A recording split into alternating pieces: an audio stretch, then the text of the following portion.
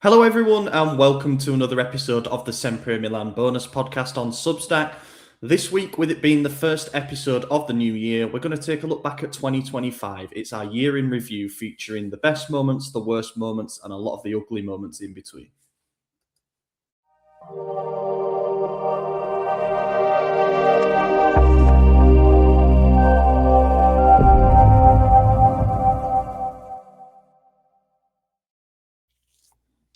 I'm extending a virtual Happy New Year handshake.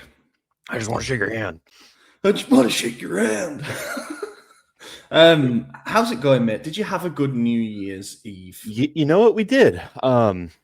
It was interesting. We didn't plan on doing anything. I was lying on the couch like a child. So what I mean by that is I had my feet on the wall with my back on the where I should be sitting and my head on the ground, and I was like looking at my phone like that. Just like chilling, and it was like maybe 4:45, almost 5 p.m.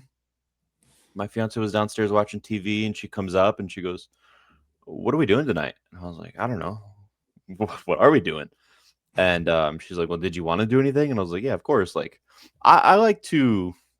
I'm a party boy, I like to have fun, but I don't want to plan it.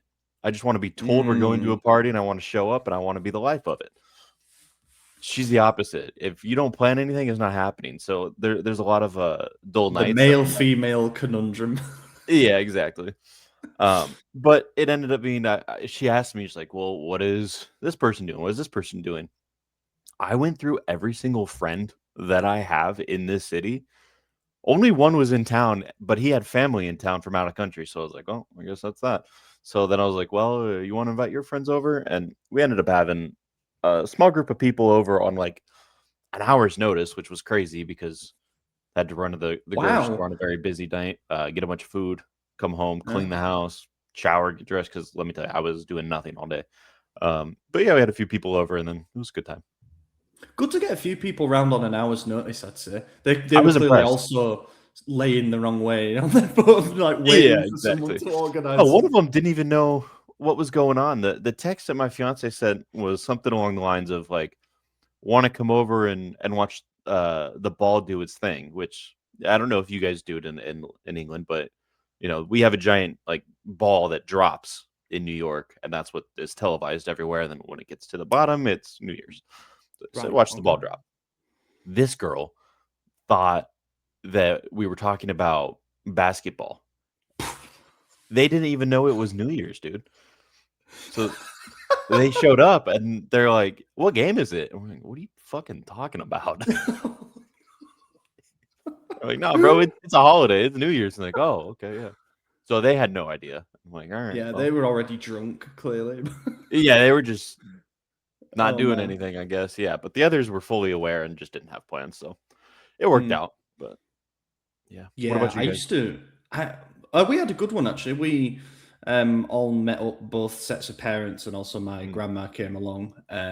We went for a like pub meal type thing. Then we went to a pub that has voted to be the best Guinness in Leeds. And let me tell you, we sampled a few. And then, yeah, it was one of those where we knew already that we were driving back down south early the next morning, so we couldn't really go too over the top. And in fact, I nearly crashed out at like 10:30, to be fair. But we still had a fantastic time. Good, Yeah, good. I did a quiz and stuff like that, so I'm rivaling Lorenzo and Stefano next year. I might become Sempre Milan quizmaster. It went down well, but yeah, just really, really good. I'm one of them who like I do tend to find it a bit not overrated, but like it's hard to do things because everywhere gets booked up so early before Yeah. you can even start to think about stuff. So I was really happy that we got this sorted, and yeah, next year might be our first New Year's like outside of Yorkshire. We're thinking of doing a bit of hosting, so yeah, Oh, could that'd be be all nice. change. Yeah. Yeah, Yeah, I feel like New Year's is a holiday. Like you need one friend who they live to host. That like they already pre-planned everything out. You just know it's gonna go down, and then you just yeah, show up. I had that growing up, but I think that's why it's been so difficult since I moved out here. Is like this one group of friends I had, this whole family. Every holiday, like you knew it was going down at this house. You didn't have to ask; you just showed up. Out here, man, I just assume, "Oh, I'm going to their house," and go, "I can't get there. It's very far away." So yeah, yeah, yeah, yeah, you got to plan yeah. stuff out here. It's hard. Yeah, it is. But anyway, we're here. We've got a game tonight. We're recording this on the Friday before the Cagliari game. So hopefully we celebrate 2026 with 3 points. Although, given that everyone's dropping like flies again, I'm not entirely sure what's going to happen. We'll find out. If Yerry Mina pockets Rafael Leao, then I think we're in trouble. But, we will talk about that in the next main podcast based on what happens. Thought we'd take a look back at the last year. Which, to clarify, means the second half of 24-25 season and obviously the first half of the current season. We're going to go through various categories to pick what we think was the best / the winner / the worst. We did this as an article on site, so that's kind of how it got my brain racking, at least. Yeah. Brain racking, is that right? Racking my brain, whatever. But we're going to start with... Should we start with a negative and go on to the positive? Because I feel like if we end on a negative, it's not. Yeah, that's probably a good idea. The article was called "The Good, the Bad, and the Ugly." This will probably be titled something quite similar. But yeah, all right then. Let's flip the order here. What for you was our worst game of 2025?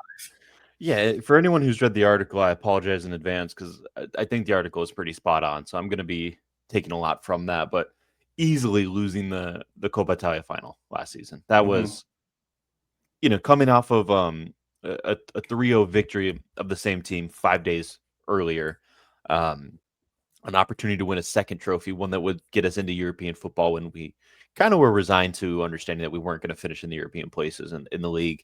While the game was not our worst performance, and it was certainly not our worst scoreline, it definitely was the worst game for me, the worst result. It was one that I think a lot of people actually went into feeling like, yeah, we're definitely going to do this.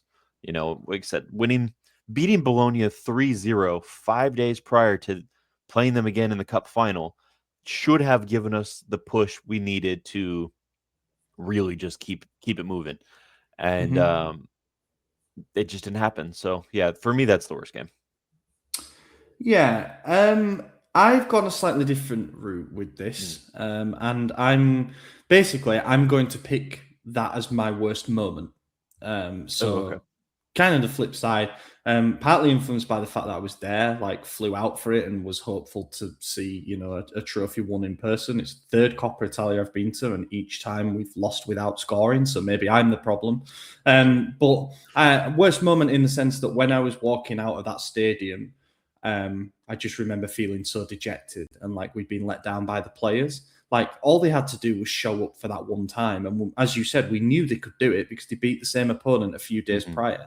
And with all that was resting on it, knowing we weren't really ever in with the shout of getting a Europa League spot through the league, it was like it all comes down to this. And it's an opponent that, even though they were higher than us at that point, I think they ended up finishing above us, didn't they? But I think they might have finished below us, actually. It's like we should still beat them on paper. Like we've got the better team. Yeah. I think there were some things that Conceição got wrong, and it was just like it was a hideous ending to that mental season that we'd had.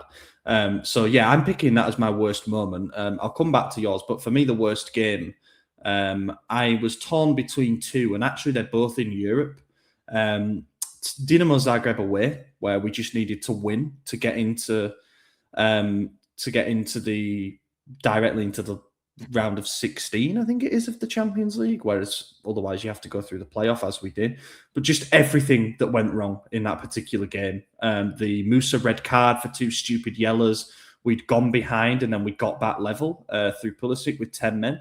And then it's like, we've got half an hour to see out here. As it stands, we're in that top 8. So don't do anything stupid. And then we concede that goal from the ex-Juve guy, Piaka, on the hour mark, and yeah, we just couldn't get ourselves back into it. So then we dropped into that middle portion of the Champions League phase, and then the other shout was the second leg against Feyenoord. Where we've lost the first leg 1-0. We go goal up within seconds of the return leg, and of course it's Santi Jimenez who hurts his former club.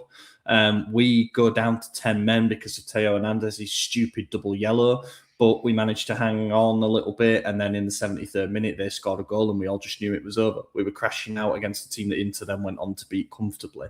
So it was between those two for me in terms of like, what the fuck are we doing with